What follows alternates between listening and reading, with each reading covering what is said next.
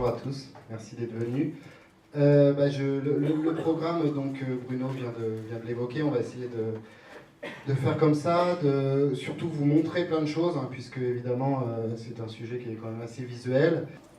Donc regardez ce qui avait été inventé dès 1995 par Roger Fiedler, un Américain. Donc finalement Apple n'avait rien inventé en lançant l'iPad en 2010. On était déjà sur un journal numérique qui se lisait sur tablette et avec des interactions. Et il disait, je vous le cite à ce moment-là, « Nous croyons que nous allons jouer un rôle dans l'évolution historique. Beaucoup de gens croient que les journaux sont des dinosaures, des animaux écrasés sur l'autoroute de l'information.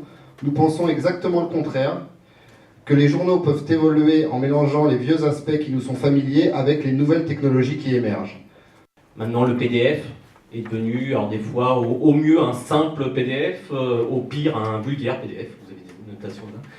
Et alors, ceux qui sont encore plus mal notés, c'est ceux qui ont fait le choix d'avoir une application un peu avec une maquette dédiée, ça veut dire assez riche, avec beaucoup de contenu supplémentaire, des bonus, et qui reviennent à du PDF. Alors là, les notes sont dramatiques.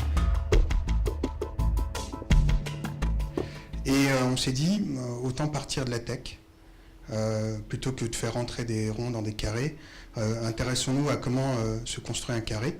Le premier a pris 24 jours à se construire, 24 jours de débugage.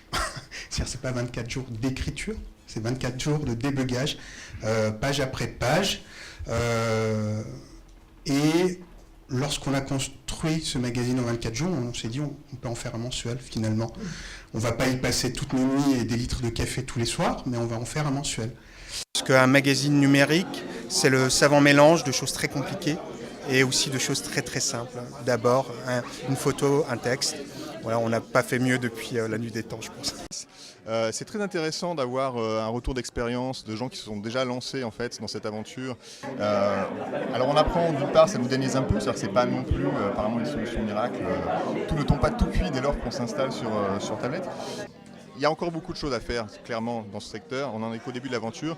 C'est peut-être un peu plus lent qu'on l'imaginait il y a encore 2 ans, mais je crois que c'est la bonne direction pour nous, journalistes.